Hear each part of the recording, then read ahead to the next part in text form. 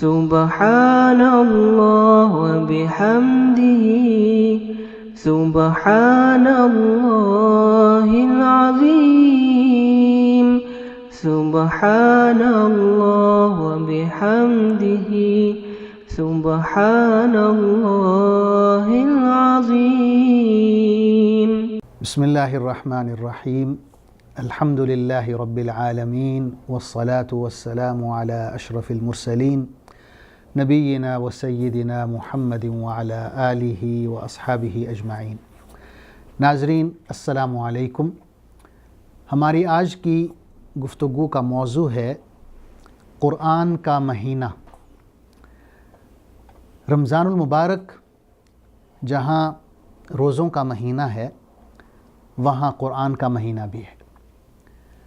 سورہ بقرہ کی آیت نمبر 185 ہے جس میں اللہ تعالیٰ فرماتے ہیں شہر رمضان الذی انزل فیہ القرآن ھدی للناس وبینات من الھدی والفرقان۔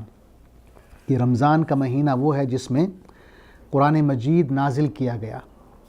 یہ لوگوں کے لیے ہدایت ہے اور اس میں ہدایت کو کھول کھول کر بیان کیا گیا ہے اور حق و باطل میں فرق کرنے والی ہدایات ہیں۔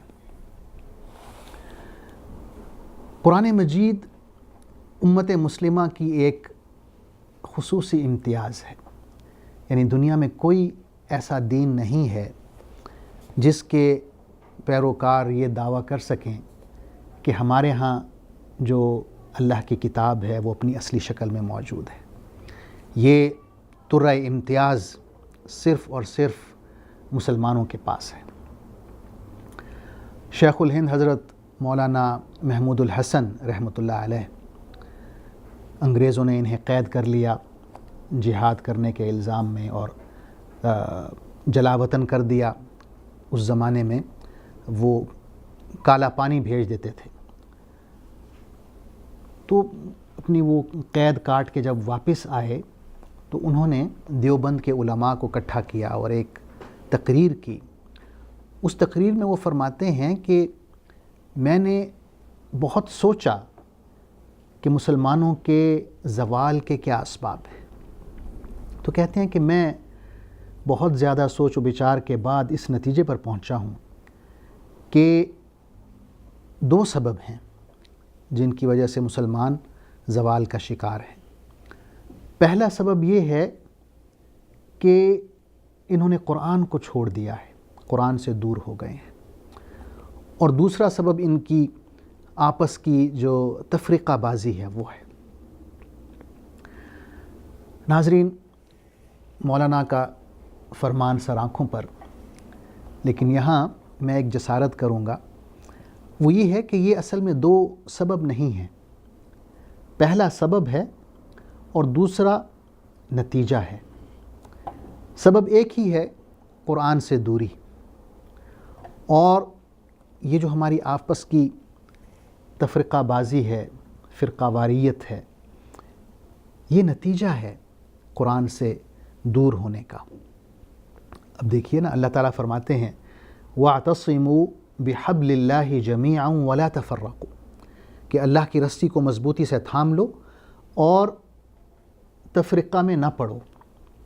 تو علماء نے یہ کہا ہے کہ اللہ کی رسی کو مضبوطی سے اگر آپ نہیں تھامیں گے تو یقیناً تفریقے میں پڑ جائیں گے۔ تو پہلی بات حکم ہے، دوسری بات اس پر نتیجہ ہے جو اس پر مبنی ہے۔ جیسے مثال کے طور پہ ڈاکٹر کہتا ہے کہ دوائی کھاؤ اور صحت یاب ہو جاؤ، تو یہ دو حکم نہیں ہے، حکم تو ایک ہی ہے کہ دوائی کھاؤ۔ دوسری جو بات ہے صحت یاب ہونے کی، وہ نتیجہ ہے کہ اگر آپ دوائی کھائیں گے تو صحت یاب ہو جائیں گے۔ استاد کہتا ہے کہ بیٹا محنت کرو اور کامیاب ہو جاؤ، تو اس میں بھی حکم صرف ایک ہی ہے کہ آپ محنت کریں، کامیابی جو ہے وہ نتیجہ ہے۔ یہاں پہ بہت سی آیات ہیں قرآن مجید میں، بہت سی احادیث ہیں جس میں اللہ تعالیٰ ہمیں دعوت دے رہے ہیں کہ آپ قرآن مجید کو پڑھیں، اس کو سمجھیں، اس پر تدبر کریں، تفکر کریں، عقل سے کام لیں۔ اللہ تعالیٰ کہتے ہیں افلا یتدبرون القرآن، ام علی قلوب اقفالها، کیا یہ لوگ قرآن کو غور سے سمجھ کر نہیں پڑھتے؟ کیا ان کے دلوں پر تالے پڑے ہوئے ہیں؟ اللہ تعالیٰ فرماتے ہیں وَلَقَدْ يَسَّرْنَا الْقُرْآنَ لِلذِّكْرِ فَهَلْ مِن مُدَّكِرٍ، کہ ہم نے قرآن مجید کو نصیحت حاصل کرنے کے لیے بہت آسان کر دیا ہے، تو کیا تم میں سے کوئی ہے ایسا جو نصیحت حاصل کرے؟ اور بھی بہت سی آیات ہیں ہم دیکھتے ہیں قرآن مجید میں کہ اللہ تعالیٰ ہمیں دعوت دے رہے ہیں، ہمارے عقل کو دعوت دے رہے ہیں، ہمارے فکر کو دعوت دے رہے ہیں کہ کیا تم سوچتے نہیں، کیا تم عقل سے کام نہیں لیتے، کیا تم تدبر نہیں کرتے، تفکر نہیں کرتے، اس کی آیات پر غور نہیں کرتے؟ تو اللہ کی طرف سے یہ دعوت ہے۔ رمضان المبارک ایک بہت ہی اچھا موقع ہے قرآن مجید کو پڑھنے کا، اس کو سمجھنے کا۔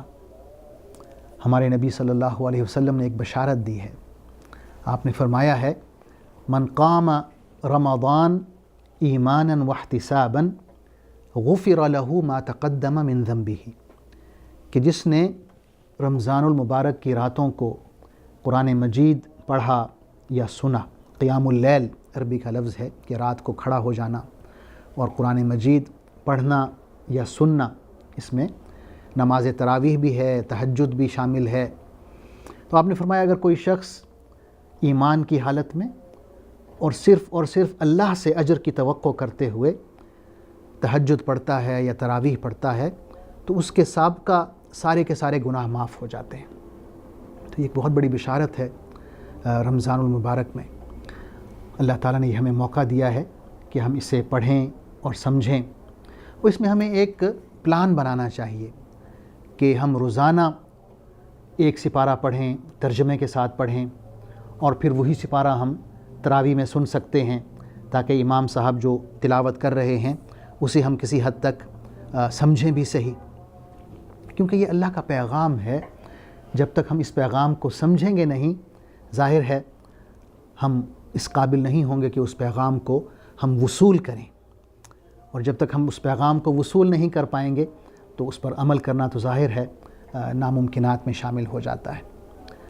اور قرآن مجید ایک ایسی اللہ کی نعمت ہے کہ جب یہ مکمل ہوا تو ہمارا دین مکمل ہو گیا۔